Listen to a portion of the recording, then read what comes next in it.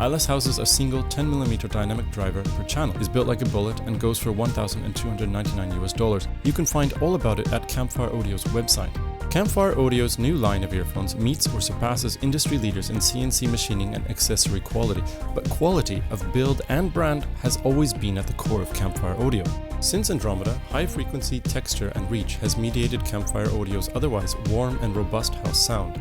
Atlas, which punches fast and hard like no other Campfire before it, and which crowns V-shaped signature with a mature top, is in some respects something of an anti-Andromeda. Like Comet, Atlas shares the same channel interchangeable design. When tethered to their cables, both sides are identical, and I'll be damned if you can suss which is which in the pitch black of a 2 AM room. If you've got light, it's easy. Red dot for right, blue dot for left. Atlas comes with a single Litz cable, 11 pairs of ear pads, a cleaning brush, channel totes, and the best carry pouch in the business. While not brimming with options, it's full of quality parts. Like Comet, Atlas's drop-forged steel case is tough as nails, and despite its mirror finish, hard but not impossible to scratch. Unlike Comet, its wider body presents lots of purchase for insert and removal. It lacks a tail of any sort, making it easier to grab cable than anything else when removing it from the ear. If you've got fat fingers and or deep ear canals, or any combination of both, you'll find it tricky to remove Atlas. Atlas's Y-split goes halfway down a buttoned shirt, and its cinch travels up from there, straddling smartly between and cinching in the two tributaries. The combination of Atlas's strong steel body and pliable cable keeps touch and other transfer noise to a minimum. Campfire Audio has stuck with an L-shaped plug whose plastic rubber sleeve is not only slim enough to work with most, if not all, smartphone cases, it is tight enough to fit in a pair of jeans when hooked directly to a Sony MZR50 minidisc Walkman. The final audio silicon pads shipped with Atlas are good, though not as comfortable as my personal favorites from Ortophone or Grado. Campfire's marshmallows, however, feel like heaven. Sound changes a bit going from silicon to foam, especially if you have narrow canals. Even muffled by my small ear canals, a marshmallowed Atlas is powerful and stereo nuanced. For absolute comfort, I'll sacrifice anything, or anyone. When properly fitted, Atlas isolates really well. Of course, it won't match a good custom earphone or deep insert IEM, but for a ported dynamic earphone, it isolates about as well as possible. Atlas punches lower than Comet and with a much deeper and more layered stereoscape.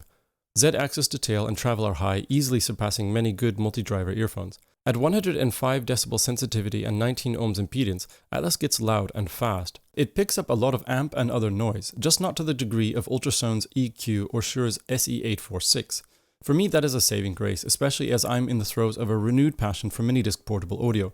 My most used MD portable, an MZR50, hisses a lot more than I'm comfortable with. My CK10 picks it up, my EQ picks it up, my GR8E picks it up, and Atlas more than picks it up. Cleaner sources like Onkyo's DPS-1, Apple's iPhone SE, and Sony's phenomenal MZ-EH1 minidisc player only barely hiss. As long as your source is modern, you should be fine. Like Comet, Atlas requires an extra step or two up the volume scale above an earphone like the Grado GR8E, but overall it is quick to get loud. Atlas's bass pressure is strong. It rumbles low, easily rattling open the usually inaudible introduction to Marcus Joel's main stage. And it does so without a hint of bloom as bass signals ramp up beyond 50 Hz, 100 Hz, and so on. Atlas hits low, renders good to great texture, and remains clean on the attack. Decay is a bit slower. Its transition to lower and middle mids is cleaner than typical for such a fast-acting, low-hitting, and bloom-free anchor sound. In comparison, Andromeda's lower bass pressure slides right into the mids, smooth as a baby's bottom. Atlas's upper bass catches a bit, holding decay a fraction longer. This aids in establishing environmental atmosphere, especially live music. It also helps to firm up the impression that Atlas's lows aren't just more powerful, they are warmer. Andromeda's lows are about as natural sounding as I've heard from a quad armature earphone. Atlas's are more energetic, and to improperly use a cool term, visceral. Despite their energy and Z-axis down low, Atlas's highs are what I think Ken and team truly nailed. From upper female vocals to cymbal crashes, high frequency reverb is perfect. A slight decay ensures a lovely aura around pianos and violin. Vocals jump to the fore and more than is typical for earphones sporting V-shaped sound signatures. Both male and female voices have tight forward edges and decent room between them and their immediate mid-range company. And while stereo to tail is meager in the mids, it is above average in the highs. All of this is a welcome departure from Comet, whose male vocals sound overfiltered and whose stereo image is flat. Overall, Atlas brandishes a V-shaped signature, but is one without sibilant highs or upper frequency lilt. Highs are moderately bright and lows are punchy and powerful. Mids are crisp and full enough that vocals run to the fore, but not with gobs of warmth. It is a sort of sound that can draw the EDM, trance, and club listener, but also offers a lot to the rock fan and even to the casual jazz lover. Classical lovers will find a lot to dig in Atlas's detailed and powerful lows and upper mids. While not balanced in Andromeda's terms, Atlas's take is Andromeda, but more energetic, detailed, and fun. It is also warmer than neutral, and its transitions are grittier than they are wet. Overall soundstage is wide but not extreme. It gets a good couple of steps into the Z-axis with great instrument separation. The sense of air between instruments and stage elements is medium-large, but not swimmingly wide like Ocharaku's Flat 4 Sakura Plus.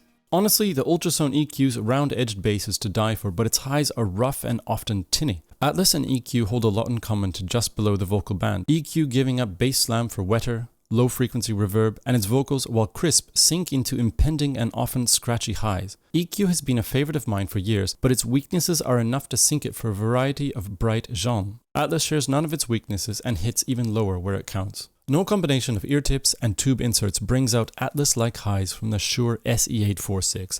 The SE846 extends well up high but lacks high-frequency bite, and while the SE846 can really kick it in the lows, it's not got as much low-frequency stereo detail. It is also even warmer through the mid-range, turning Maudlin various uplifting trance favorites. The SE846 is my all-time favorite high-end balanced armature earphone. In stock form, I prefer Atlas to it, but not by leaps and bounds. Ocharaku's Flat 4 Sakura Plus hasn't quite the bass punch Atlas has, but has both sharper mids and highs. Its V-shaped signature is almost a perfect inversion of Atlas's. Bass, while strong, doesn't reach the same crest of power and punch, but its highs certainly exceed Atlas's in both pressure and texture. Sakura is a master of texture, and sometimes it is texture pushed too far. Atlas is a master of the artful punch, just enough pressure and texture and follow-through to make you feel it, but nothing for the overdrive. Atlas does the V-shaped signature almost perfectly. I say almost because maybe I prefer a little bit more low-frequency texture, but then what I want may be too much. Extension in both directions is perfect, and mid-range sound pressure and vocal grit are spot on. Accessories, build quality, and kitschlessness are all on the order of magnitude beyond most of the competition. Atlas should have a long and successful road in front of it. I just wish I could cram it in and then take it out of my ears again without fear of breaking its connections. Well done.